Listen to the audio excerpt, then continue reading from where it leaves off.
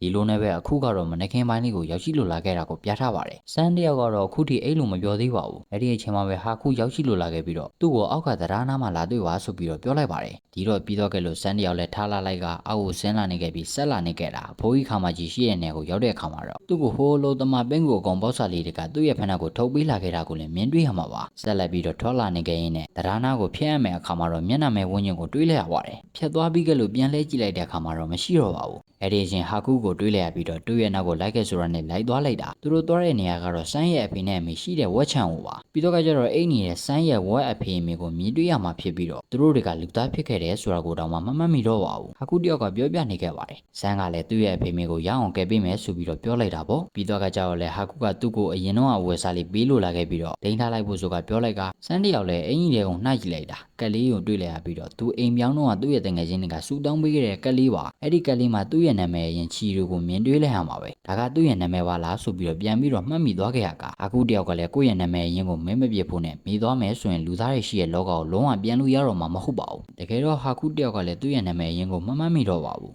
းဒါပေမဲ့လည်းစန်းရဲ့နာမည်ကိုတော့သိနေခဲ့တယ်ဆိုကသူတို့နှစ်ယောက်ရဲ့ကြားမှာအရင်တော့အချိတ်ဆက်လေးတစ်ခုရှိနေခဲ့တဲ့ပုံမှာပြီးတော့ဟာကူပေးလာတဲ့မုံလေးကိုစန်းလဲစားနေခဲ့လိုက်ရင်တဝိုင်းငိုချပစ်လိုက်ကပြီးနောက်တော့ပြန်လာနေခဲ့လိုက်ပြီးတော့အနောက်ကိုပြန်လဲကြည့်လိုက်တော့မြင်တဲ့အတိုင်းမှာပြီးတော့လည်းအဖိုးကြီးခါမကြီးရှိရဲ့နေရာမှာပဲပြန်ပြီးတော့အိပ်ပျော်သွားခဲ့ပါတယ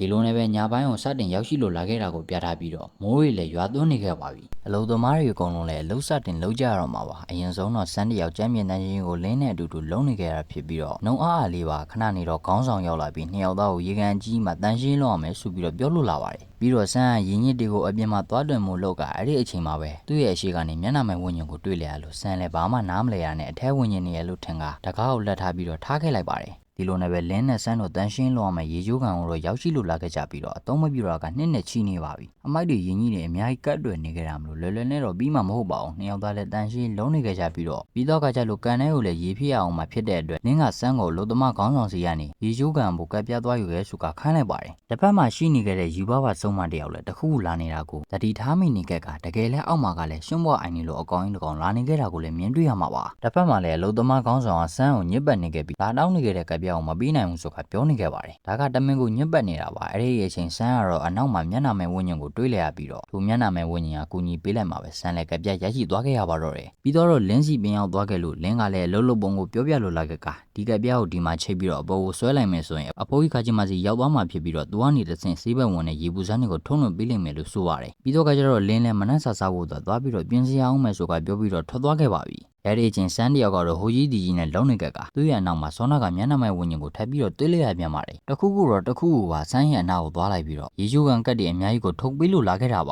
ါစန်းလက်သားတွေကသူ့အတံမလိုတော့ဘူးဆိုကပြောလိုက်တော့ဝင်းကျင်လည်းဘာဖြစ်သွားလဲမသိပြန်ပြီးတော့ပျောက်ကွယ်သွားပြန်มาတော့တယ်တပတ်မှလည်းပုတ်ဆုံနန်းနေတဲ့ဝင်းကျင်ကောင်ကြီးရောက်လာအောင်လို့ယူဘပါလည်းကိုရန်အောက်ကိုဆင်းလာခဲ့ပါပြီတရားနာမှာလည်းထိုးကောင်ကြီးကိုလုံသမားတွေဝိုင်းတားနေကြတာကိုလည်းမြင်တွေ့ရမှာပါအနက်နန်းဟောင်းနေရပဲမလို့အနားတော်မကတ်နိုင်ကြပါဘူးဆုံးမယူဘပါလည်းကျူးကျော်သူတော့မဖြစ်နိုင်ဘူးဒီဟိုတောင်မှရောက်လာပြီဆိုတော့ကြိုးစွဲရအောင်မှာပေါ့ဆိုကပြောလိုက်ကတန်းကိုသွားပြီးတော့ခေါ်လိုက်ပြီးတဲ့နောက်ကဲဆန်ဒါမင်းရဲ့ပွဲဥတွေလုပ်ပဲမင်းတို့စောနာကတန်းရှင်းလုပ်ထားတဲ့ရေကန်ကြီးစီကိုအဲ့တဲ့ကိုလမ်းပြပေးရမယ်ဆိုကပြောလိုက်တာပါအဲဒီလိုနဲ့ပဲရွှွန့်တွေနဲ့နန်းစော်နေတဲ့ဝင်းကြီးလည်းရောက်ရှိလို့လာခဲ့ပါပြီဟဲ့ကောင်မနှာခေါင်းပိတ်မထားနဲ့လေဒါကမငင်ကြီးရဲ့အပြုတ်မှုပဲဟာပြီးတော့လေဟဲဆန်ဟိုမှာပတ်ဆက်ပေးလာတာယူလဲအောင်လीပတ်ဆက်ယူပြီးတော့လူကိုကြက်သိမ်းမွင်းကြီးတွေကိုထားသွားတဲ့အထိပါပြီးတော့လေရေချိုးကန်ကြီးစီကိုလမ်းပြခေါ်ဆောင်သွားနေကြရပါပြီလမ်းမှာမြင်လဲရတဲ့လင်းတယောက်လဲနန်းစော်နေခဲ့တဲ့အနိုင်ကြီးကြောင့်ပါလာတဲ့မနှက်စာလေးတောင်မှတိုးကုန်ရပါတယ်ပြီးတော့ကကျတော့စောနာကရေကန်ကြီးတဲ့ကိုအကောင်ကြီးလဲရောက်ရှိလို့သွားခဲ့ပြီးတော့ရေချိုးကန်တွေကိုရောက်ရှိခဲ့လို့ရေတောင်ဝင်ဆိုင်ပစ်လိုက်တာဒါပေမဲ့လည်းအငြင်းကြီးတွေကိုတန့်စင်မှုတော့ရေကမလောက်သေးပါဘူးဒါကြောင့်မလို့နောက်ထပ်ရေပူစမ်းတွေကိုထပ်ပြီးတော့ထုတ်လို့ပေးရအောင်ပါဆမ်းမကလည်းကက်ပြားတွေအများကြီးရှိနေသေးရမလို့ပူစရာတော့မလိုပါဘူးဟဲ့ကောင်မင်းစမ်းကိုကက်ပြားအသစ်တွေအများကြီးထပ်ပေးလိုက်တာလားလုံသမားခေါင်းဆောင်လည်းမသိတဲ့ပုံမှာရေထွက်ပေါက်လဲကျလာခဲ့ပြီးတော့စမ်းတယောက်လဲရေထွက်ကျိုးကိုဆွဲလိုက်ရင်တခါတိုင်းနဲ့ချောကျသွားခဲ့ပြီးအောက်ကိုပြုတ်ကျသွားခဲ့ရပါတယ်ပြီးတော့ကကျတော့ရေပူစမ်းတွေအများကြီးလဲထွက်ကျလာခဲ့ကထိုးချင်းဝင်းကျင်ကောင်ရင်ကစမ်းကိုအပေါ်ကိုမတင်ပေးလာခဲ့ပြီးအဲ့ဒီအချိန်မှာပဲစမ်းလဲဟိုစမ်းဒီစမ်းနဲ့ဝင်းကျင်ကောင်ရင်ကိုထဲမှာတခုစိုက်ဝင်နေခဲ့တာကိုဒလီထားမိသွားခဲ့ကလင်းရောက်ရှိလာခဲ့တော့သူ့ကိုပြောပြလိုက်ပြီးကြားလိုက်ရတဲ့ယူဘဘတယောက်လဲအားလုံးကိုအောက်ထက်ကိုဆင်းလာဖို့ဆိုကပြောလိုက်ပါတယ်စမ်းတို့စီကိုသွားလိုက်ပြီးတော့ကြိုးတစ်ချောင်းပေးလိုက်ကအထဲမှာရှိနေတဲ့အရာကိုခြေလိုက်ဖို့ဆိုကပြောလိုက်ပြီးဆွဲထုတ်ဖို့ပြောလိုက်တာပါဒါကပုတ်ဟောင်းနေတဲ့ဝင်းကျင်မဟုတ်ဘူးလို့လဲဆိုရတယ်ဒီလိုနဲ့ပဲကျိုးနဲ့တေချာချီလိုက်ပြီးတဲ့နောက်အနောက်မှာရှိသမျှအလုံသမားရဲ့အားလုံးလဲယူဘဘကြီးရဲ့လမ်းပြမှုနဲ့အတူအဲလိုဆိုပြီးဆွဲချက်ကရှိသမျှအငြိအကျွေးတွေအကုန်လုံးတန်တူတန်စားပါမကျန်ဝင်းကျင်ကောင်ရင်ကိုတွေကနေထွက်ကြလာခဲ့ပါတော့တယ်နောက်ဆုံးတော့ရေကန်ကြီးထဲမှာကြံနေခဲ့တဲ့ဝင်းကျင်ကောင်ရင်ကတော့မြင်းနဲ့အတိုင်းမှာအရန်ကောင်းတယ်ဆိုပြီးတော့လဲပြောလိုက်ပါသေးတယ် ပြီးတော့ဆန်းရဲ့လက်ထက်မှာလည်းစားစရာအလုံးလေးတစ်လုံးရှိနေကြတာကိုမြင်တွေ့ရမှာဖြစ်ပြီးအောက်ကကျမ်းမြေပေါ်မှာလည်းရွှေစားတွေအများကြီးရှိနေကြတာကိုအားလုံးလည်းတွေ့လိုက်ကြရပါတယ်အဲ့ဒီအချိန်မှာပဲစောနာကဝိညာဉ်လည်းလေးဘော်ကိုပြန်တက်သွားခဲ့က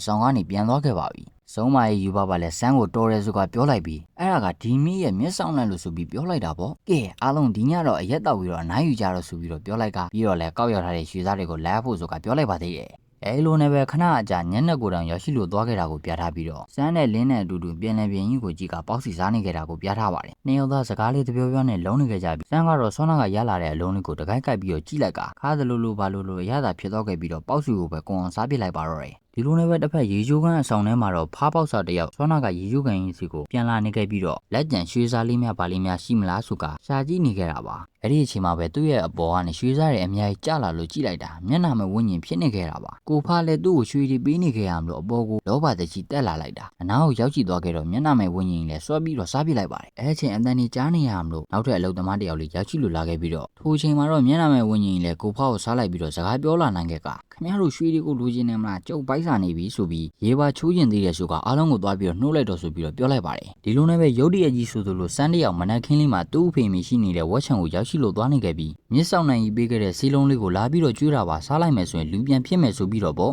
ဒီလိုပြောလိုက်တော့ကြားလိုက်ရတဲ့ဝက်တွေအများကြီးလဲဝိုင်းလာခဲ့ပြီးတော့စန်းတယောက်လည်းသူ့ရဲ့အဖေမိကဘသူတွေလဲဆိုတာကိုမသိတော့ပါဘူးပြီးတော့ကကြတော့လဲအိမ်မက်ကနေလန်နိုးလာခဲ့ပါတယ်နိုးလို့ဘေးကိုကြည့်လိုက်တာဘသူမှရှိမနေကြတော့ပါဘူးစန်းလည်းအပြင်ကိုထွက်ကြည့်နေခဲ့ပြီးအကောင်းတန်ကနေမိခိုးတွေထွက်နေကြရမလို့ဒီချိန်ဘာလုံးများလုံးနေကြရလဲပေါ့အောက်မှာကတော့လုံသမားတွေသူတို့စီမများစားစရာတွေအကုန်လုံးကိုချက်ပြုတ်နေကြတာကိုမြင်တွေ့ရမှာပါဟေးအားလုံးပဲရှိသမျှတာအကုန်ချကျွေးဟေးဆိုပြီးတော့လုံသမားခေါင်းဆောင်ကြီးကလည်းပြောလို့နေခဲ့ပါသေးတယ်လင်းတယောက်လည်းဆန်းကိုတွေ့တော့သူတို့စီကိုတတိတယောက်ရောက်နေရဆိုကပြောလို့လာလိုက်ပါတယ်မင်းနဲ့အတိုင်းမှာပဲသူတို့ကတော့ရွှေရည်သွားကောက်ဖို့ဆိုကထွက်သွားကြပါပြီစန်းကတော့အဲ့ဓာတွေကိုစိတ်ဝင်စားပါဘူးအပေါ်တက်ကိုတယောက်တည်းပြန်သွားလိုက်ပြီးသူ့အဖေမိရှိတဲ့ဝက်ချံကိုပဲလှမ်းကြည့်နေခဲ့ကအရန်ကြီးဝါမလာပါစေနဲ့ဆိုပြီးပဲဆူတောင်းနေခဲ့ပါတယ်အဲ့ဒီအချိန်မှာပဲစန်းလည်းသူ့ရဲ့အရှိကအရာတစ်ခုကိုဒလီထားမိသွားခဲ့ပြီးတော့ငကားတကောင်ကိုစက်ကူအရွက်တွေကလိုက်ပြီးတော့တိုက်ခိုက်နေခဲ့တာပါစန်းလည်းအဲ့ဒီငကားကဟာခုမှန်တန်းပြီးတော့တိလိုက်မိပြီးတော့ကြည့်နေခဲ့ရကငကားလေးလေးကိုပြန်တက်လာခဲ့ကပြီးတော့စန်းတို့ရှိတဲ့အိမ်ထဲကိုဝန်းသွားလိုက်ပြီးတော့စန်းကလည်းစက်ကူတွေဝင်မလာနိုင်တော့အောင်လို့တကားပေါက်ကိုပိတ်ဖို့လုပ်လိုက်ပါတယ်အဲ့ဒီစက်ကူတွေကစန်းကိုတော့မတိုက်ခိုက်ပဲဒီအတိုင်းပဲပြန်ပြီးတော့သွားကုန်ကြပါတယ်ပြီးတော့စန်းတယောက်လည်းအခန်းထဲဟာကူကိုသွားပြီးတော့ကြည့်လိုက်ကဒဏ်ရာရည်နဲ့တွေးရည်လည်းအများကြီးထွက်နေကြတာကိုမြင်တွေ့ရမှာဖြစ်ပြီးတော့နဂါဟာကူလည်းဒီအတိုင်းပဲပြန်ထွက်သွားခဲ့ပါတယ်စန်းလည်းလိုက်ပြီးတော့ကြည့်လိုက်တာအဲ့ဒါကယူဘဘရှိတဲ့နေရာမလို့သူလည်းစိတ်ပူရနဲ့လိုက်သွားမယ်ဆိုပြီးတော့လောလိုက်ပါပြီအောက်ထက်မှာကတော့တတိဖြစ်နေတဲ့မျက်နှာမဲ့ဝိညာဉ်ကိုအားလုံးကအကောင်းဆုံးကြိုးစိုးအဲခံနေကြတာကိုမြင်တွေ့ရမှာပါစန်းတယောက်ကတော့လူသူကြားထဲကနေတိုးပြေးနေခဲ့ရပြီးတော့ရင်းနေနဲ့မျက်နှာမဲ့ဝိညာဉ်ရဲ့အရှိကိုရောက်ရှိလို့သွားခဲ့ပါတယ်မျက်နှာမဲ့ကြီးလည်းစန်းကိုတွေ့တော့ရှည်တုံးတွေအများကြီးထုတ်ပေးလို့လာခဲ့ကစန်းကတော့သူသားတွေကိုမလိုချင်ပါဘူးလို့ဆိုရတယ်ပြီးတော့လည်းထွက်သွားခဲ့ကမျက်နှာမဲ့ကြီးကိုလုံသမားကောင်းဆောင်ကစန်းအဆသွားပြီးတော့တောင်းပန်နေခဲ့ပြီးအဲအချိန်မျက်နှာမဲကြီးကတော့ခမပြုံးစီစီနဲ့ဘာလုပ်နေရလဲဆိုပြီးတော့သူ့ရဲ့ဘေးကတယောက်ရဲ့ကိုစားပစ်လိုက်ပါတော့တယ်ဒီတော့ကျန်တဲ့သူတွေအကုန်လုံးလည်းလမ်းပြန်ကုန်ကဝယုံတုံးကားတွေဖြစ်ကုန်ကြပါပြီအခုစန်းတယောက်ကတော့ယူဘဘရှိရဲ့အထက်စီကိုအန်နေများတဲ့လမ်းကနေသွားနေကြတာဖြစ်ကနောက်ဆုံးမှာတော့ပြင်းနေပအောင်သားလေးကိုရောက်ရှိလို့သွားခဲ့ပါတယ်အပြင်ကနေလှက်လို့ပွန်မသွားခဲ့ပါဘူးစန်းရဲ့အနောက်မှာကပ်ပါလာခဲ့တဲ့စက်ကူလေးကအထဲဝင်သွားလိုက်ပြီးကိုဖွင့်ပေးလိုက်မှာပဲအထက်ကိုရောက်ရှိသွားခဲ့ရပါတော့တယ်ဒီလိုနဲ့ပဲဆက်လာနေခဲ့ရပြီးတော့မှုရတဲ့အရုပ်တွေအများကြီးရှိတဲ့အခန်းထဲကိုရောက်ရှိလို့လာခဲ့ကစန်းတယောက်လည်းဆက်လျှောက်ကြည့်နေကြတော့အရှင်နာကယူဘဘရဲ့အော်နေရဲ့အတန်ကိုကြားလိုက်ရကသွားကြည့်လိုက်တာကိုကတော့အောက်မှာဖြစ်နေတဲ့ပြဿနာတွေကိုနားထောင်ပြီးတော့အော်ပြီးတော့စိတ်ပေါက်နေခဲ့တာပါပြီးတော့လည်းစန်းရှိတဲ့အခန်းဘက်ကိုလာနေခဲ့ရမလို့စန်းလည်းဝင်မိဝင်ရဘေးနားကခေါင်းပုံတွေကိုဝင်ပုံးလိုက်ပါတ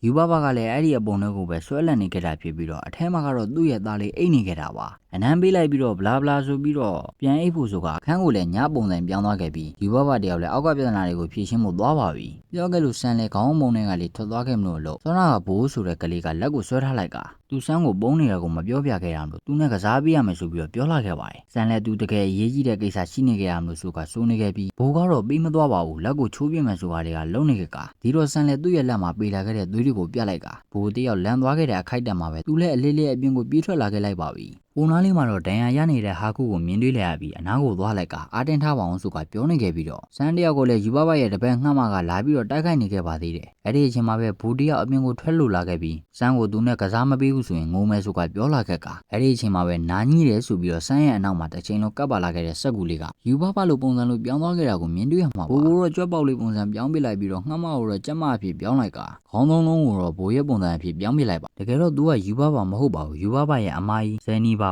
စန်းဒီနဂါကိုငါးလက်ကိုအပ်လိုက်ဆိုကပြောလိုက်ပြီးမင်းလည်းသူတို့လိုပုံမြောင်းအောင်ခံကျင်လို့လဲဆိုကပြောနေလိုက်ကဘာလို့ဟာကုကိုဖမ်းကျင်နေရလဲဆိုရင်တော့ဟာကုကသူ့ဆီကနေအဖိုးတန်ပစ္စည်းတစ်ခုကိုခိုးသွားခဲ့လို့ပါ အခုလဲဟာခုကအစိမ့်မိနေခဲ့တာဖြစ်ပြီးတော့ကယ်လို့မရတော့ပါဘူးဆိုကပြောနေခဲ့ကဒါပေမဲ့လို့လည်းတတိရှိနေခဲ့တဲ့ဟာခုတယောက်ကတော့ဆောင်းနာကစက်ကူလေးကိုဖျက်ဆီးပစ်လိုက်ကဒီတော့ဇန်နီဘာတယောက်လည်းပြန်ပြီးတော့ပျောက်ကွယ်သွားခဲ့ရပါတော့တယ်ဒီလိုနဲ့နဂါဟာကူလည်းဘေးအပေါအောက်ကိုပြုတ်ကျသွားခဲ့ရပြီးစမ်းတဲ့အတူဘိုးနဲ့ငှက်မာတို့ပါပါတယ်ဆက်ပြီးတော့ကြားနေခဲ့ကအောက်ဆုံးကိုရောက်ရှိတော့မဲ့အချိန်တတိရှိနေတဲ့ဟာကူကပြန်တက်သွားခဲ့ပြီးတော့ရှင်နာလေးကအပေါက်ကနေဆက်သွားနေခဲ့ကနောက်ဆုံးမှာတော့အဖိုးကြီးခါမကြီးရှိတဲ့အခန်းထဲကိုပြုတ်ကျသွားခဲ့ရပါတယ်